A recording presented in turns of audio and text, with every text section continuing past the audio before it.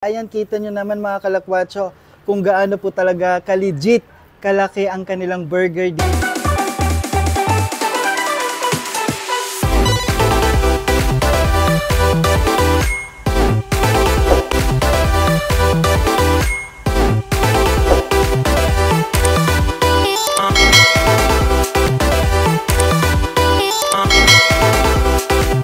Hello mga kalakwatsa! So yun na nga, welcome back sa ating channel dito pa rin sa Louie TV mga kalakwatsa. May pupuntahan tayo at heto na, kumapit na kayo dahil isa lang naman sila sa may pinakamalaking burger dito sa San Quintin. Kaya ano pang hinintay natin? Samahan nyo ako? Tara! Ang pupuntahan natin ngayon ay ang Watatops Food and Beverage na matatagpuan sa San Quintin, Pangasinan. Malalaking burgers at iba't ibang food ang matitikman natin mga kalakwatsa. Isa na namang nakakatakamang mapapanood ninyo, kaya naman panoorin natin itong video hanggang dulo mga kalakwatsa. Tara G! So yun na nga mga kalakwatsa, na-serve na ang ating food. Nandito pa rin tayo sa Watatops Food and Beverage, San Quintin, Pangasinan. And yun na nga, grabe. Tingin pa lang sa kanilang burger. Again, ang gaya nga ng sabi ko sa inyo kanina mga kalakwatsa, isa lang naman sila sa may pinakamalaking burger dito sa San Quintin, Pangasinan. I'm so excited lang tikman ang burger nila. At maliban doon mga kalakwatsa sa kanilang burger, titikman din natin ang iba pa nilang produkto dito sa Watatops Food and Beverage, San Quintin, Pangasinan. Ang kanilang burger dito sa Watatops Food and Beverage, San Quintin mga kalakwatsa, dahil nga malaki ang kanilang burger, tinatawag nila itong Big Taste Burgers. At syempre, may iba't iba po silang burgers dito sa Watatops San Quintin. So meron po silang cheeseburger, burger with egg, aloha burger, pepper mushroom, at chicken burger. So yun na nga mga kalakwatsa, sa mga burgers na nabanggit ko, iisa lang din po ang patty nila mga kalakwatsa. So ang titikman natin or ang food taste natin mga kalakwatsa ay ang kanilang best sellers. Mga kalakwatsa, fun fact lang, alam nyo ba na ang Watatops San Quintin, kilalang kilala sila sa buy one take one, at pagkakaalam ko, kauna-unahan din po silang nagkaroon ng mga buy one take one products dito sa San Quintin. So mga kalakwatsa, ang burgers po nila, ang Big Taste Burger nila ay nagkakahalaga lamang ng 148 pesos. And again, that is buy one take one na mga kalakwatsa. Hindi ka nalugi dahil talagang napakalaki ng kanilang burger. Ang una nating titikman mga kalakwatsa ay ang kanilang pepper mushroom burger. Ayan, so mga kalakwatsa, ipapakita ko sa inyo kung gaano ka talaga kalaki yung kanilang burger. Grabe, tignan nyo naman mga kalakwatsa. Ayan, kapag ganitong hawak, ganyan po siya kalaki. At kapag ganito naman pong hawak, grabe, tignan nyo mga kalakwatsa, kasing lapad na ng kamay mga kalakwatsa. So, apakalaki na. For only 148 pesos, buy one take one, hindi ka na talaga lugi.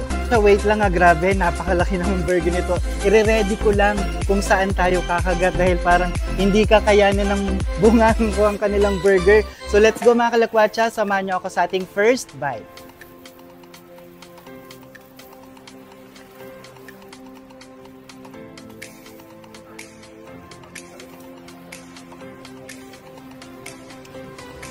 Okay.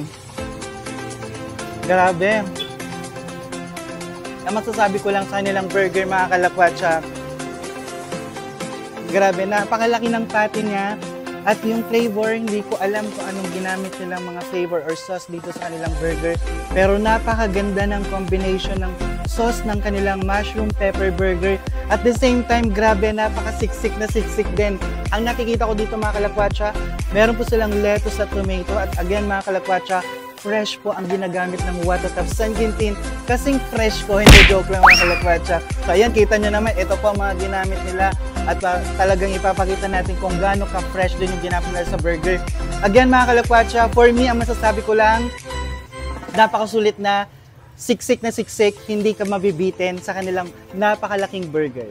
Ang susunod naman natin mga kalakwatsa ay ang kanilang chicken burger. Tsaka na-amazing ako sa chicken burger nila dahil yung chicken po na nasa loob ng kanilang burger, hindi lang po iisa, kundi dalawa rin po talagang chicken. So talagang napakasulit na talaga at hindi po talaga tinipid mga kalakwatsa. At ganun pa rin kung gaano po kalaki yung tinikman nating pepper mushroom burger, ganun pa rin pong kalaki. Ayan, kita nyo naman mga kalakwatsa kung gaano po talaga ka-legit kalaki ang kanilang burger dito sa Watatap San Quintin.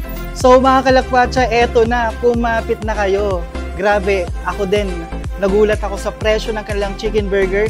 Ito ay nagkakahalaga lamang ng 90 pesos, buy one take one. Diba mga kalakwatsa, ganitong kalaking burger, 90 pesos, buy one take one. So grabe, bisitahin niyo na po ang Watatap San Quintin.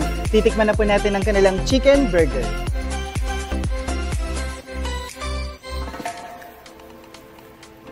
Wow, okay.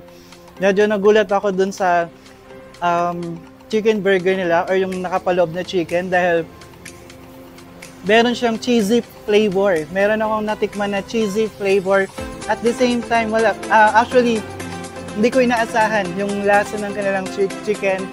What I thought is parang normal na chicken lang siya. Pero mga kalakwatsa, amazing yung cheesy flavor or cheesy taste ng kanilang chicken burger. Ang huli nating titikman sa kanilang Big Taste Burgers ay ang kanilang best seller.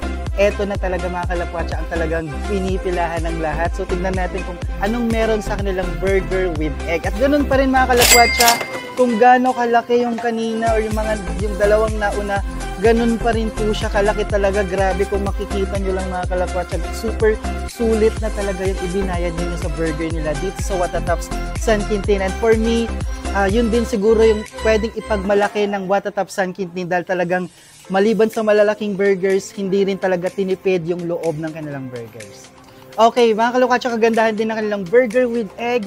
Malasado po siya. So grabe, ako personally talagang ang gusto ko pag yung sunny side up egg, ang luto po niya is malasado. So tikman na po natin ang kanilang burger with egg. Dito pa rin sa Watatap San Quintin.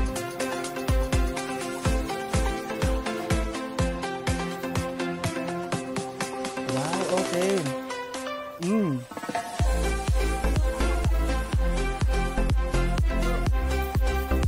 Grabe. Iba pa rin talaga yung lasa ng burger mga kalakwatsa kung meron siyang egg. Kaya nga pala talaga mga kalakwatsa, isa sa mga best sellers nila mga kalakwatsa dahil grabe, mas sumarap yung lasa ng burger nila mga kalakwatsa sa pag-combine nila ng kanilang egg or itong nang sinasabi natin burger with egg. Okay, tapos na tayo sa mga burgers dito sa Watatap Food and Beverage San Quintin. Ang isusunod naman natin mga kalakwatsa ay ang kanilang bucket of fries. Ang kanilang bucket of fries ay nagkakahalaga lamang ng 135 pesos. At eto na mga kalakwatsa, to be honest, this is my first time po na makatikim ng fries. Pero ang fries nila dito sa Watatap San Quintin ay wasabi fries. Sa mga mahilig sa mga Japanese food dyan mga kalakwatsa, ito ang recommended ko sa inyo. And again, I'm looking forward kung ano ang lasa ng kanilang wasabi fries. At maliban po sa wasabi fries mga kalakwatsa, meron din po silang cheese flavor. Pero this time, matitikman nga natin dahil napaka-unique ng fries na to, ay ang kanilang wasabi fries. Let's go!